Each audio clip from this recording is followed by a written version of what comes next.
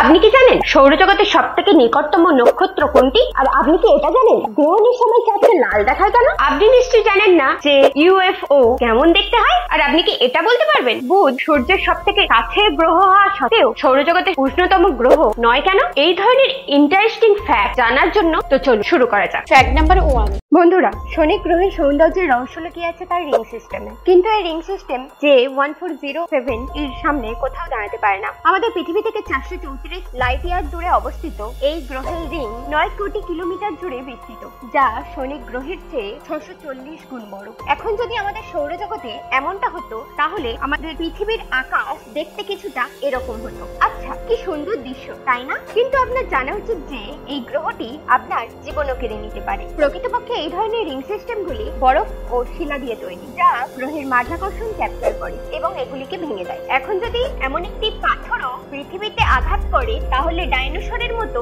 মানুষও ধ্বংস হয়ে যাবে। Fact number 2। বন্ধুরা, কখনো কি ভেবে দেখেছেন কেন গ্রহণকালে চাঁদ লাল দেখায়? ঠিক আছে, চাঁদ যা আমাদের পৃথিবীর উপগ্রহ, এর নিজস্ব কোনো আলো নেই এবং এটি সূর্যের আলোয় আলোকিত হয়। এখন পৃথিবী যখন তার কক্ষপথে ঘুরতে ঘুরতে চাঁদ ও সূর্যের মাঝখানে চলে আসে তখন চন্দ্রগ্রহণ হয়। এই সময় চাঁদে যেটুকু আলো পৌঁছায় তা পৃথিবীর বায়ুমণ্ডলের মধ্য দিয়ে যায়। আর বন্ধুরা, আমরা আমাদের বায়ুমণ্ডলকে ধ্বংস করে ফেলেছি বিভিন্ন ধূলিকণা দ্বারা। এই ধূলিকণার কারণে সূর্যের আলো বিক্ষিপ্ত হয় এবং অন্ধকার চাঁদের পরিবর্তে আমরা লাল রং দেখতে পাই। এই কারণে সকাল ও সন্ধ্যায় আমরা আকাশকে লাল বা কমলা রঙে দেখতে পাই। Fact number 3। বন্ধুরা, পৃথিবী হলো সেই গ্রহ যেখানে আমরা বাস করি। এর ব্যাস 12,742 কিলোমিটার। আর সৌরজগতের সবচেয়ে বড় গ্রহ হলো বৃহস্পতি। ব্যাসের দিক থেকে পৃথিবীর চেয়ে 11 গুণ বড় এবং 1300 পৃথিবী সহজেই এর ভিতরে চলে যাবে। আর বৃহস্পতির মতো 1000টি গ্রহ খুব সহজেই আমাদের সূর্যের মধ্যে ফিট হয়ে যাবে। এখন মহাবিশ্বের সবচেয়ে বড় তারাটি হলো স্টিফেনসন 218, সূর্যের চেয়ে 2150 গুণ বড়। সূর্যকে অতিক্রম করতে আলো সময় লাগে মাত্র 4 সেকেন্ড, আর মিল্কি ওয়েকে অতিক্রম করতে সময় লাগে 1,05,700 বছর। আমাদের পর্যবেক্ষণ করা মহাবিশ্বের ব্যাস 9,300 কোটি আলোকবর্ষ এবং এর মধ্যে 970 কোটি আলোকবর্ষ জুড়ে বিস্তৃত একটি মাত্র বস্তু রয়েছে যার নাম হারকিউলিস করোনা বোরিয়ালিস। এটি 2013 সালে বিজ্ঞানীরা লক্ষ্য করেন। Fact number 4। বন্ধুরা, আপনারা নিশ্চয়ই গ্লাস ও মোমবাতির পরীক্ষা দেখেছেন। একটি জ্বলন্ত মোমবাতি কাঁচের গ্লাস দিয়ে ঢেকে দিলেই মোমবাতিটি নিভে যায়। তাহলে এখন প্রশ্ন জাগে যে কিভাবে আমাদের সূর্য অক্সিজেন ছাড়া মহাকাশে জ্বলছে? এখন বন্ধুরা, আমাদের সাধারণ ধারণার বিপরীতে সূর্য জ্বলন্ত আগুনের বল নয়, এটি গ্যাস ও প্লাজমার একটি বল যেখানে পারমাণবিক সংমিশ্রণ ঘটে। আপনি সূর্যকে খুব বিশাল একটি হাইড্রোজেন বোমাও বলতে পারেন। এর অভ্যন্তরে থাকা হাইড্রোজেন উপাদানগুলি হিলিয়ামে রূপান্তরিত হয় এবং এই শক্তি পুরো সৌর জগৎকে শক্তি। আর সূর্য আমাদের জীবনে শক্তির প্রধান উৎস। Fact number 5। বন্ধুরা, বুধ আমাদের সূর্যের সবচেয়ে কাছের গ্রহ। এই গ্রহের সর্বোচ্চ তাপমাত্রা যায় 427 ডিগ্রি সেলসিয়াস। তবে এটি সৌরজগতের সবচেয়ে উষ্ণতম গ্রহ নয়, বরং সৌরজগতের সবচেয়ে উষ্ণতম গ্রহের শিরোনাম যায় শুক্র গ্রহের কাছে। আসলে এর বায়ুমণ্ডলে প্রচুর পরিমাণে গ্রিন হাউস গ্যাস রয়েছে যা তাপকে আটকে রাখে। আমরা যদি সৌরজগতের সবচেয়ে শীতলতম গ্রহের কথা বলি তাহলে এর শিরোনাম নেপচুনে যায় না, যা আমাদের সৌরজগতের শেষ গ্রহ, বরং সবচেয়ে ঠান্ডা গ্রহ হলো ইউরেনাস। এখানে রেকর্ড করা সর্বনিম্ন তাপমাত্রা -224 ডিগ্রি সেলসিয়াস। এটা বিশ্বাস করা হয় যে ইউরেনাসের কোর ঠান্ডা হয়ে গেছে এবং এটি খুব কম অভ্যন্তরীণ তাপ উৎপন্ন করে না। বন্ধুরা, আমাদের সৌরজগৎ অত্যন্ত রহস্যময় একটি স্থান। Fact number 6।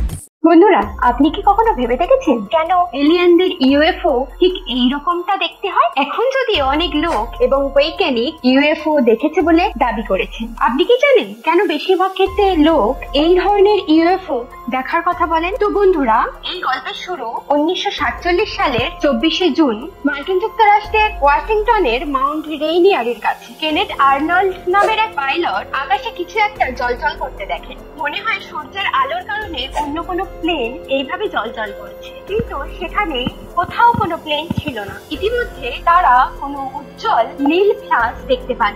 এবং তারা নিশ্চিত হয় যে এটি সেই উড়ন্ত বস্তুগুলির মধ্যে একটি। এখন যখন সাংবাদিকরা তাকে ওই বস্তুটি সম্পর্কে জিজ্ঞাসা করেন, তখন আর্নল্ড এটিকে পানিতে ভাসমান 100টি মাথার সাথে তুলনা করে। তার বর্ণনা সর্বত্র ভাইরাল হয় এবং তারপর থেকে আমরা কল্পনা করি ইউএফও এমনটা দেখতে হয়। Fact number 7। বন্ধুরা, তোমরা কি জানো মানুষ এই অসীম মহাবিশ্বে ঠিক কত দূর পাড়ি দিয়েছে? উত্তর হলো চাঁদ। কিন্তু একটি মানবসৃষ্ট রকেট পৃথিবী থেকে 24 কোটি কিলোমিটার দূরে সৌরজগতের সীমানা অতিক্রম করেছে। ওটার নাম হলো জয়ভার 1। 2012 সালের আগস্ট মাসে এটি হেলিপোস অতিক্রম করে এবং আন্তর্জাতিক মহাকাশে প্রবেশ করে। এটি এত দূরে যে পৃথিবী থেকে মাত্র একটি সংকেত পাঠাতে 21 ঘন্টা সময় লেগে যায়। Fact number 8। বন্ধুরা, আমরা জানি সৌরজগতের বৃহত্তম গ্রহ হলো বৃহস্পতি। এটি সূর্যের তুলনায় 330 গুণ বড়। এমন পরিস্থিতিতে কি হবে যদি দুটি গ্রহ একে অপরের সঙ্গে সংঘর্ষ হয়? আচ্ছা বন্ধুরা, আপনারা কি জানেন বৃহস্পতিকে গ্যাস জায়ান্টও বলা হয়ে থাকে? কিন্তু বাস্তবে এটি গ্যাসের বেলুন নয়, এর কোর খুব ঘন হয়ে থাকে। এখানকার বায়ুমণ্ডল খুবই বিপজ্জনক এবং সূর্যের পর বৃহস্পতি গ্রহের মাধ্যাকর্ষণ শক্তি সবচেয়ে বেশি হয়। এখন এর কাছাকাছি যাওয়া গ্রহাণুগুলিও টুকরো টুকরো হয়ে যায়। এমন পরিস্থিতিতে যদি পৃথিবী ও বৃহস্পতির মধ্যে সংঘর্ষ লাগে তাহলে কি কেমন হবে বলুন তো? ইঁদুর আর হাতির মধ্যে যে সংঘর্ষ হয় ঠিক সেই রকম লাগবে, পৃথিবীর টুকরো টুকরো হয়ে যাবে। Fact number 9। আমাদের সৌরজগতের নিকটতম নক্ষত্র হলো প্রক্সিমা সেন্টার। এটা আমাদের পৃথিবী থেকে 4.3 লাইট ইয়ার দূরে অবস্থিত। অর্থাৎ পৃথিবী থেকে এখানে আলো আসতে প্রায় 4 বছর 3 মাস সময় লাগে। আমরা যদি পৃথিবীর সবচেয়ে দ্রুততম বাণিজ্যিক বিমানে করেও সেখানে যাওয়ার চেষ্টা করি তাহলে আমাদের 50 কোটি বছর সময় লাগবে। আমরা যেসব মানুষ মহাকাশ ভ্রমণের স্বপ্ন দেখি, আমরা তখনই তা বাস্তবে পরিণত করতে সক্ষম হব যখন আমরা লাইটের গতিতে ভ্রমণ করতে শিখব। Fact number 10। 3টি অ্যাস্ট্রোনমিক্যাল ইভেন্ট যা আপনি জীবনে একবারই মাত্র দেখতে পাবেন। Number 1, Halley's comet. বন্ধুরা, এই ঘটনাটি প্রথম পরিলক্ষিত হয়েছিল 240 খ্রিস্টপূর্বাব্দে এবং এটি প্রতি 75 বছরে একবারই পৃথিবীর কাছাকাছি যায়। এটি সর্বশেষ দেখা গিয়েছিল 1986 সালে এবং এটি আবার 2061 সালে দেখা যাবে। নাম্বার 2, পূর্ণ সূর্যগ্রহণ। আপনি নিশ্চয়ই সূর্যগ্রহণ দেখেছেন, কিন্তু পূর্ণ সূর্যগ্রহণ শতবর্ষে মাত্র একবারই আসে বা একবারই হয়। শেষবার এই ঘটনাটি 2012 সালে হয়েছিল এবং আপনি যদি ওই সালে এই সূর্যগ্রহণটা না দেখতে পারেন তাহলে আপনি আপনার জীবনে কখনোই পূর্ণ সূর্যগ্রহণ দেখতে পারবেন না, কারণ পরের বার এটি 2150 সালে আবার হবে। ততদিন কি আমরা বেঁচে থাকবো? অবশ্যই না। নাম্বার 3, মানুষ প্রথম চাঁদে পা রেখেছে এবং আমরা মঙ্গল গ্রহের উপর পরবর্তী পদক্ষেপ নেব। এখন আমি এটি জানি না যে এটি পরের বছর হবে কিনা 100 বছর পরে হবে। তবে হ্যাঁ, এই ভিডিওটি প্রথম আমার চ্যানেলেই আসছে, তো সবাই চ্যানেলটিকে সাবস্ক্রাইব করে দেবেন এবং পাশে থাকা বেল আইকনটি অন করে দেবেন। দেখা হচ্ছে নেক্সট ভিডিওতে।